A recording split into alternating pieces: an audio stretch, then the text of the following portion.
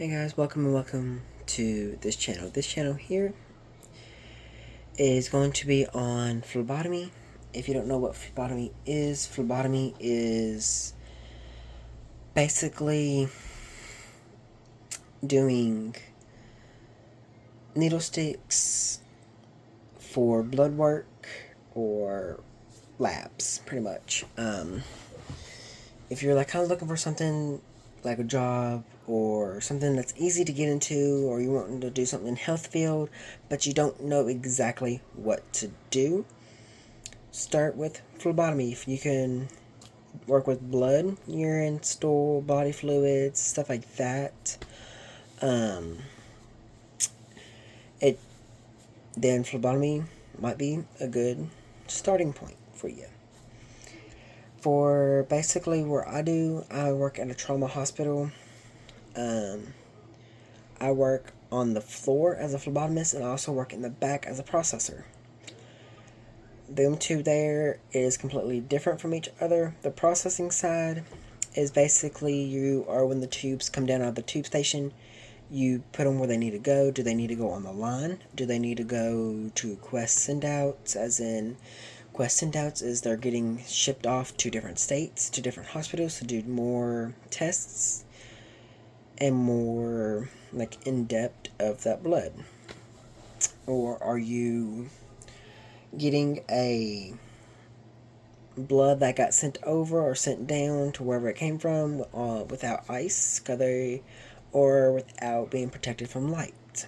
It depends on everything, pretty much. Some people, they forget to put like calcium iodine, lactic acid, or ammonia on ice, and they send it down, and they forget that it's on ice, and the processors have to cancel it, put it back out, as in to put it back in the dispatch to be recollected, and then we have to call the nurse saying, hey, so-and-so's blood was sent down with no ice, and it is a calcium ion.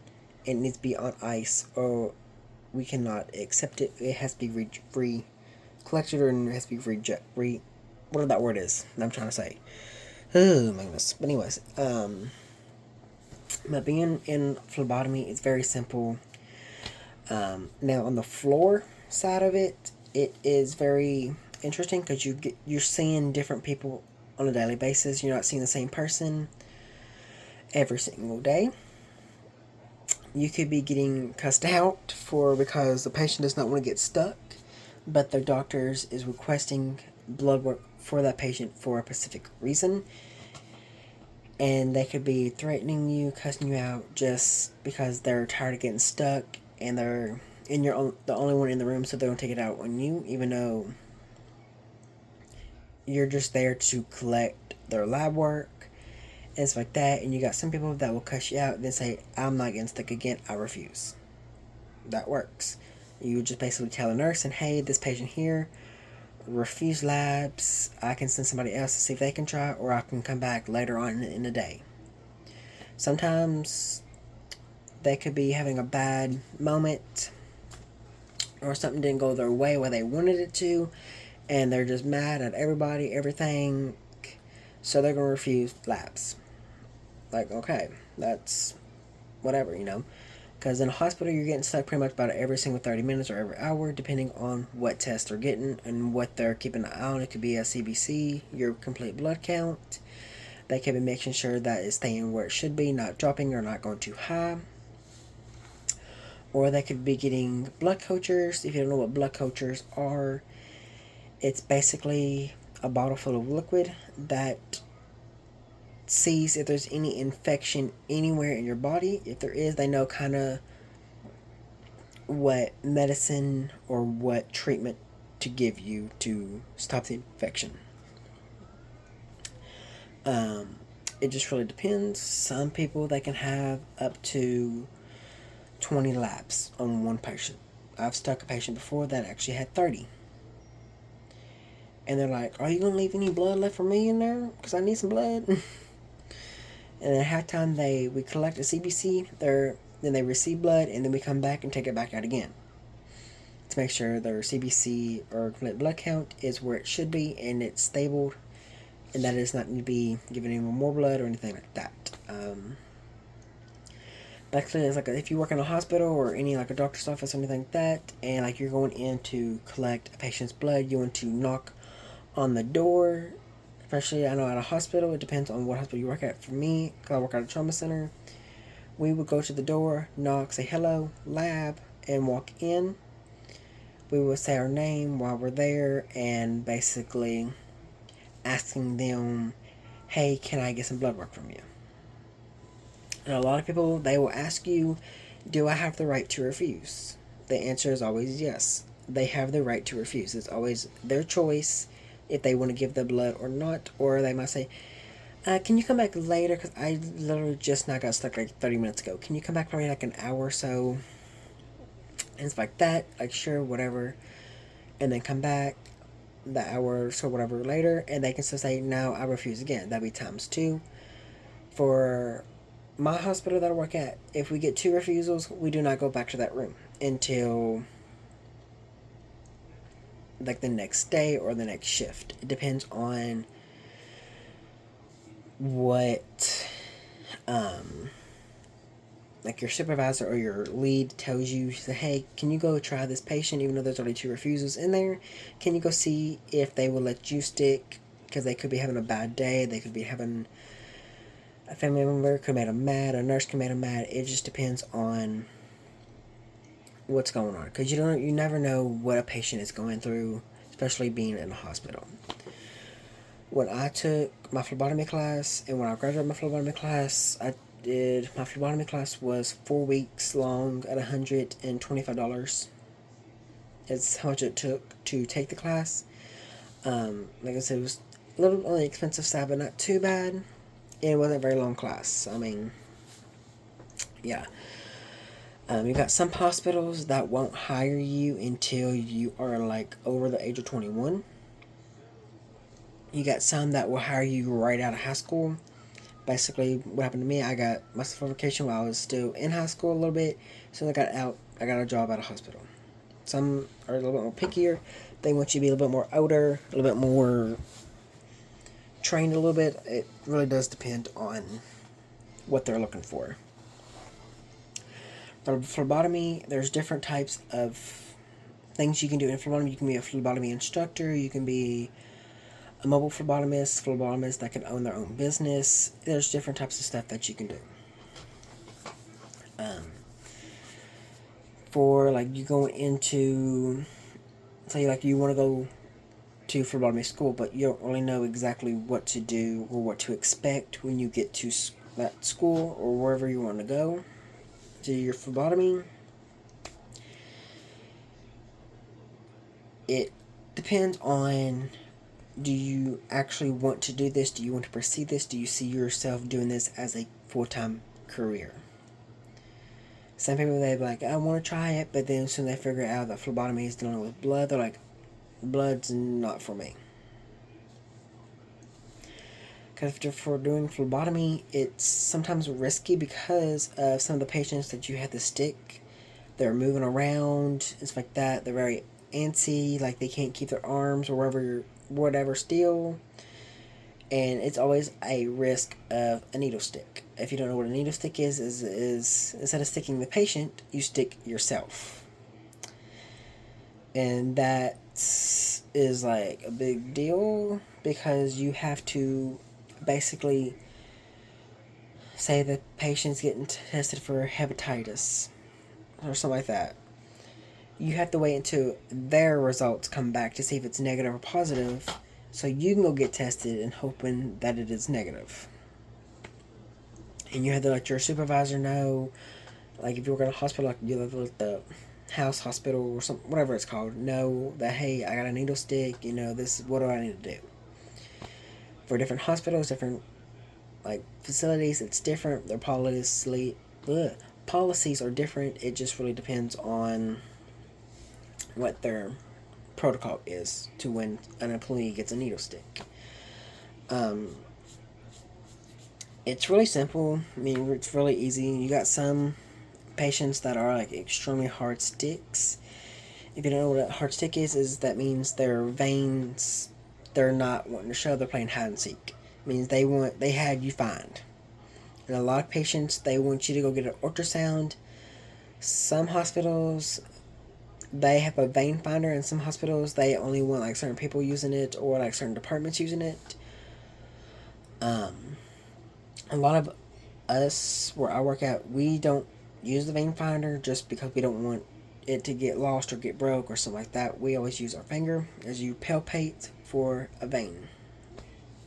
And a lot of people, they will go for a vein that they see right off the skin that is pretty much a surface vein, and you can go for it, but it's always not going to give blood return to you. It's not going to give you a flash of blood in your butterfly needle. You can use a butterfly needle, straight stick needle, stuff like that. In my next video that I will post, I'll kind of go over the difference between a butterfly and a straight stick needle. And then you're also going to do, like, learn your order of draw. There's a certain order that you have to do for your tubes. For, like, say if they have a lavender and a green, you want to do your green first, then your lavender, because of the additives that are in the tubes. And some of them will have like the additives on the tubes itself. It just depends on it. For lavenders that I'm used to seeing right here is actually a bigger lavender vacuum tube that I'm actually used to. The ones I'm used to are only about that big. Same with the blues, the grays, and the purples. This size here is more common in your green, your red, your pinks, your royal blues,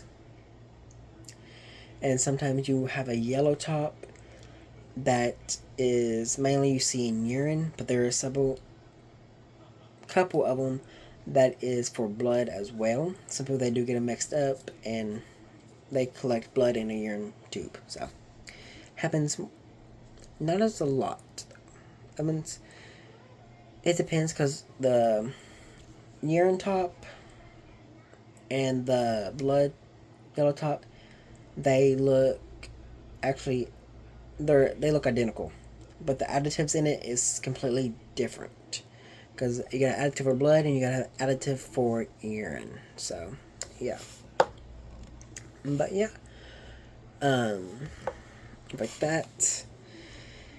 You got to basically learn how to tie like a tourniquet. If you don't know what a tourniquet is, the tourniquet is basically a big rubber band, pretty much. Very stretchy. It does like to pull hair and pinch. Especially on a lot of people, I get cussed out on a daily basis when I tie a tourniquet around a patient's arm because it's pulling hair or it's pinching them.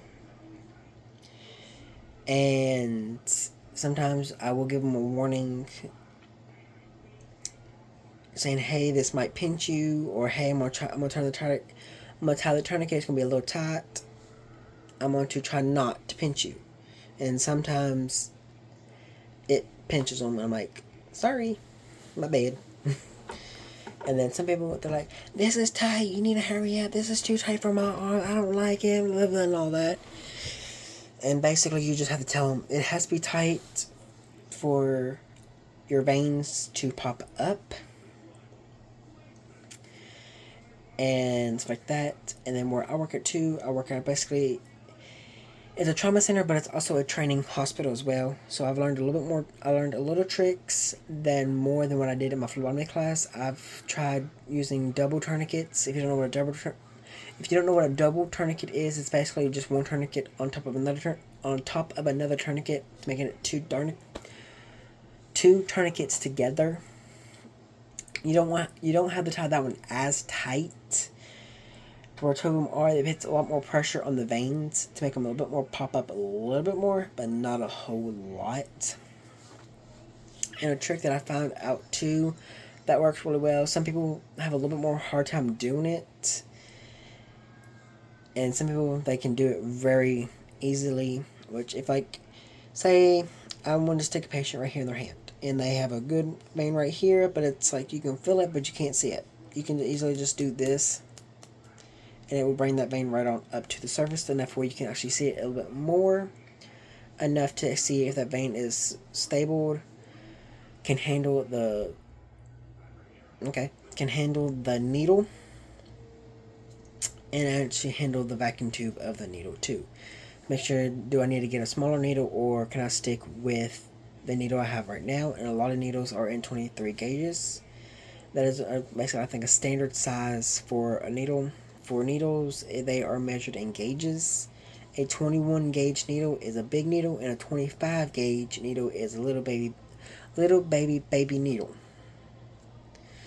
We use a lot of the 25 gauges, especially on older people that have more tinier and flimsier veins that can't hold up to a 23 needle.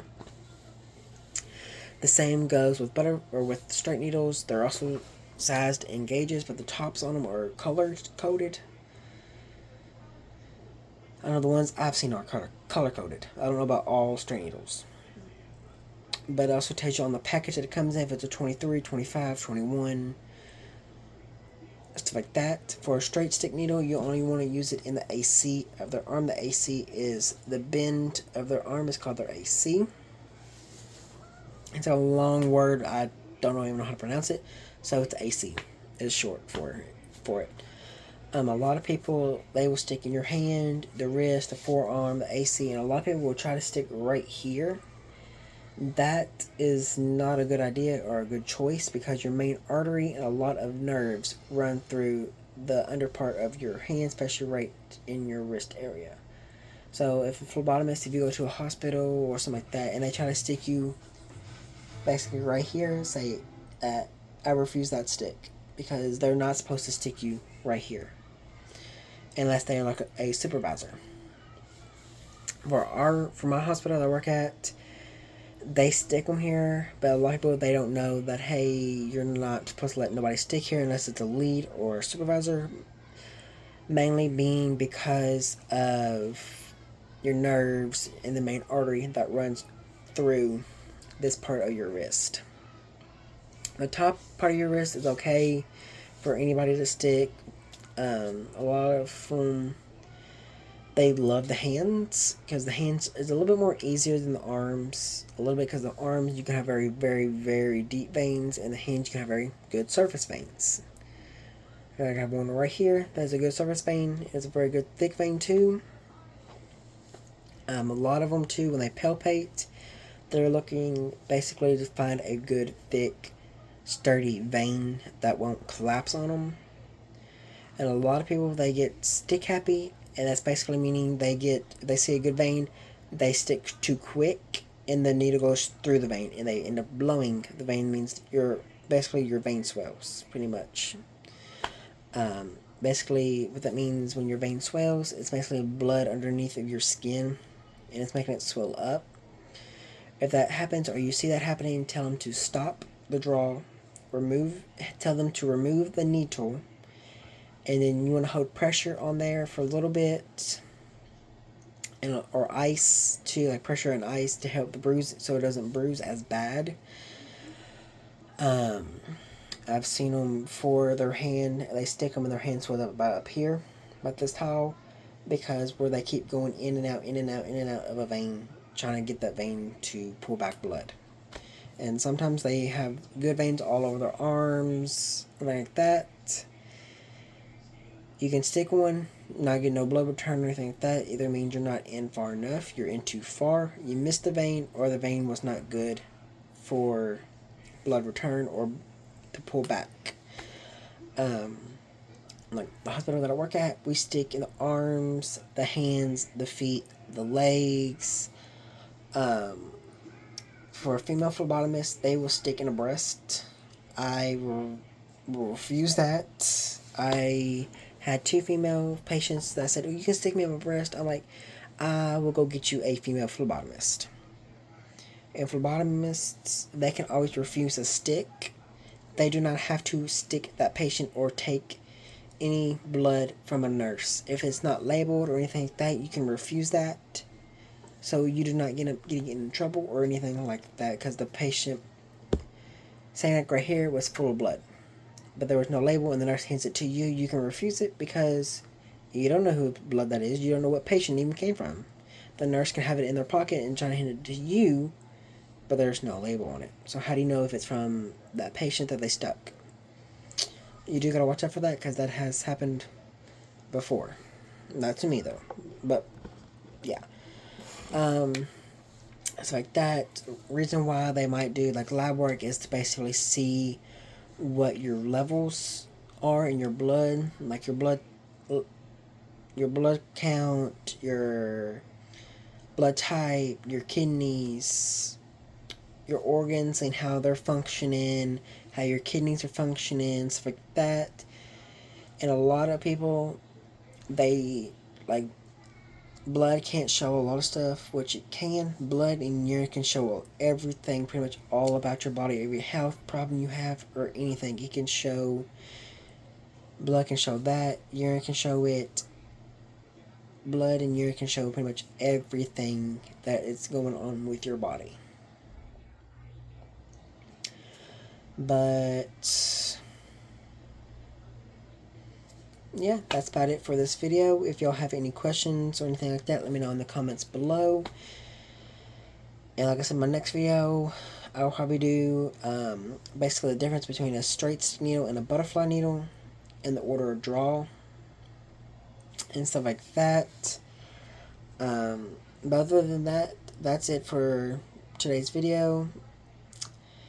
If you enjoyed this video or found this video any helpful, for if you're looking to do something in the health field and you find this video helpful, give this video a big thumbs up and subscribe. Turn that bell notification on so you don't miss out of any of my videos or upcoming videos. And thank you guys so much for watching this channel's first video. And I will see y'all on the next one.